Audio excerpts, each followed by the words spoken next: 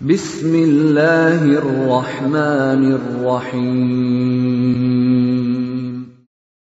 Waltakum minkum ummatun yad'una ilal khairi wa ya'muruna bil ma'ruf wa yanhauna 'anil munkar.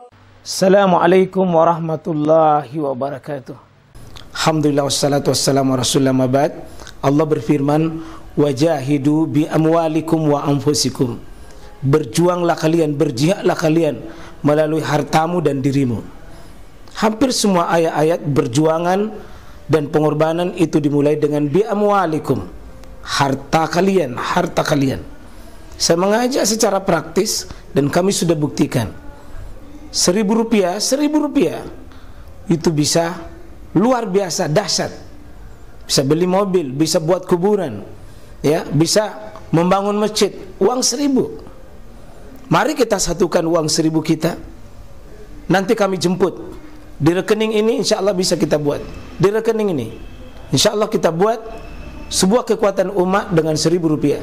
Rp1.000 dahsyat. Salah satu metode latihan Pak At-Takhalli tadi, kosongkan ta'ajub dan takabur. Jangan prinsip iblis, siapa ji itu ceramah, anak-anak ji. Anak-anak iya, tapi yang disampaikan hadis yang bagus sekali. Kalau tidak yakin bangun sholat malam, mendingan ambil saja. Tapi ada sebagian orang saya lihat naruh tingkah memang ambil sebelum tidur. Bukan sunnah juga seperti itu. Yang sunnah itu adalah bangun di akhir malam. Tapi karena kondisi terdesak, kondisi capek, lelah hari-hari tertentu, waktu tertentu, ambil memang maki. Itu sunnah. Jangan terus seperti di program setiap sudah salat isya. Ambil itu. Terus di mana komitmen untuk bisa bangun malam?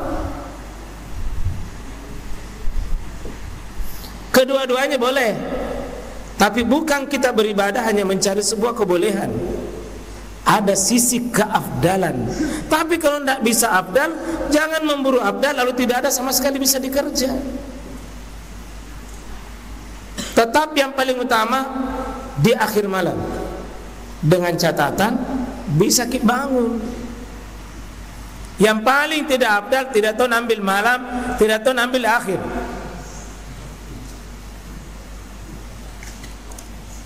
Kalau santri di sini biasanya mana?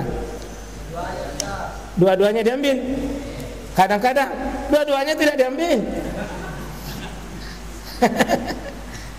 Itu bagus tadi itu. Singkat, bagus. Kita coba tes diri kita. Bisakah kita menerima itu ilmu dari orang yang sekalipun lebih rendah dari kita? Satu, ya,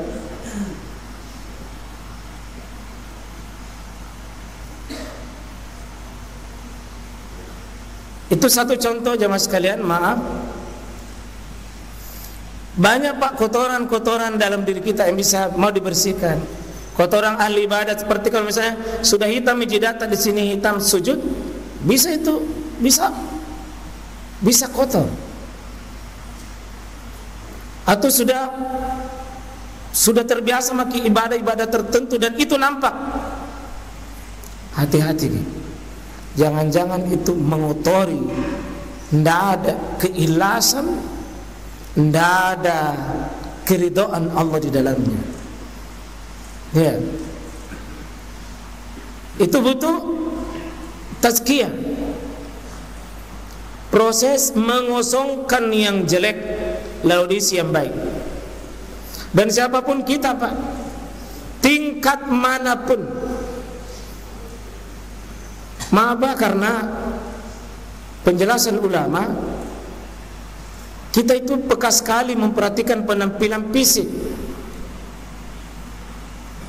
Fisik kita, wahai Masya Allah, sangat malu kalau kelihatan aib. Tapi kegagalan banyak manusia, Pak, itu adalah kegagalan bukan di penampilan fisiknya, penampilan hatinya. Tahu, Pak, itu yang cetak uang palsu bukan orang bodoh, hebat penampilannya. Tahu kira-kira itu Pak yang cetak uang palsu, nah tahu dilarang atau tidak? Tahu ya? Tapi kenapa nak kerjain? Kenapa kira-kira nak kerjain? Karena ada bisikan, itulah nafsu. Pekerjaan menundukkan nafsu yang egois pada diri kita, ini pekerjaan ilmunya namanya tazkiyatun nafs.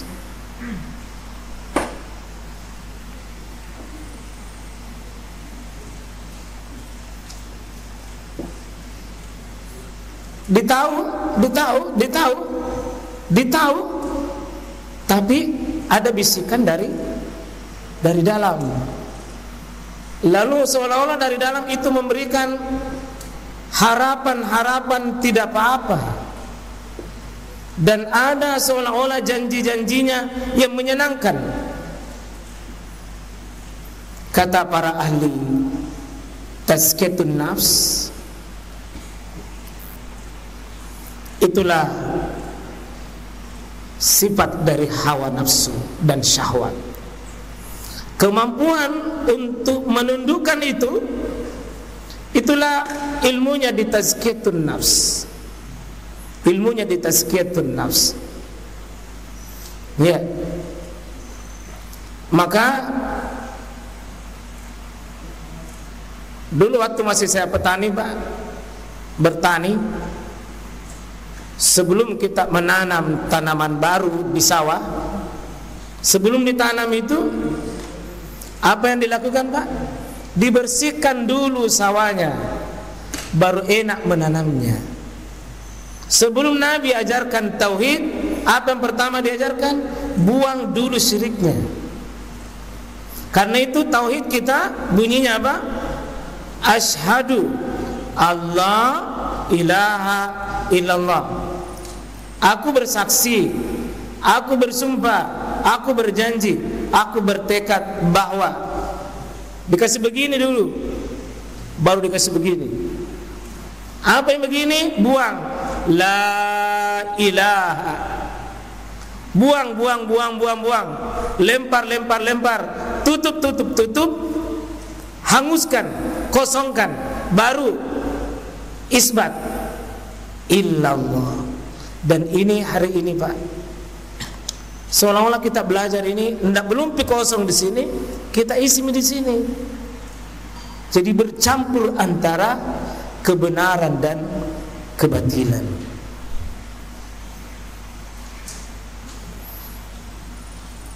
Kotoran yang paling besar dalam diri kita yang mesti dibersihkan adalah kotoran disebut dengan syirik. Itulah Nabi datang membersihkan itu. Semua Nabi dan Rasul.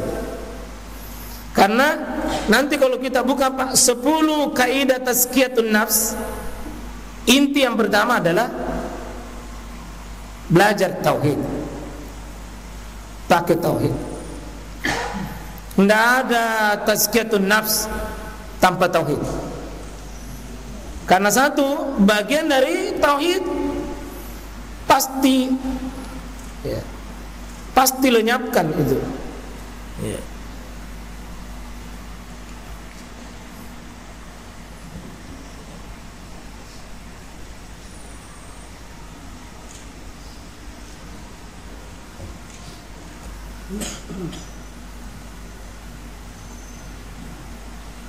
Saya, Pak, kita semua ini ada penyakit kita semua.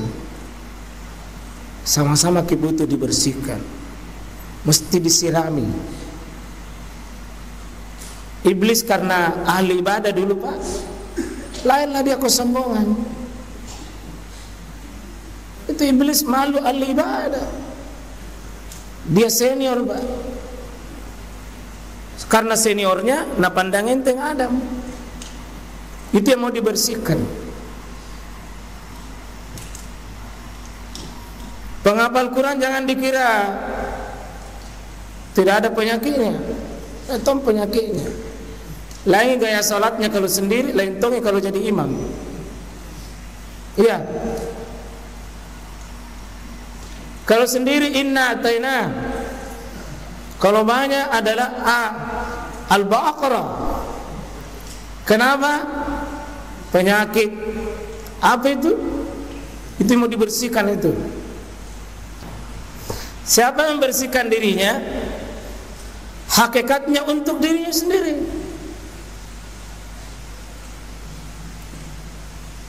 Wah, banyak, Pak. Mungkin kita diberi hidayah satu sisi sehingga berhasil sisi itu. Tapi mungkin sisi yang lain kita gagal, maka kita minta hidayah untuk itu. Tidak ada yang sempurna di antara kita semuanya sekarang.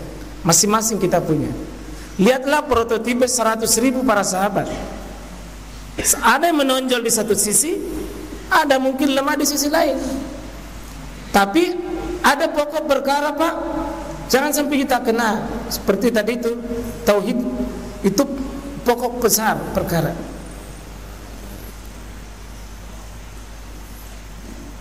Seperti tidak mendengar azan kalau ada azan. Itu ada penyakit dalam diri kita. Seperti ada gambar baru tidak ada suara. Ada suara tapi tidak ada gambar, bermasalah. Maaf ya, kalau tidak bisa puasa, tidak bisa puasa, tidak bisa puasa, ada masalah itu. Kenapa tidak bisa puasa Senin Kamis? Ada masalah itu. Karena aslinya bisa, tapi tidak bisa. Ada masalah itu. Beda kalau sesekali, Pak. Beda kalau sesekali. Ada yang mau dibersihkan. Ada mungkin virusnya di situ. Ada virus masbuk. Pokoknya kapan dia datang pasti jamaah terakhir itu. Penyakit masbuk.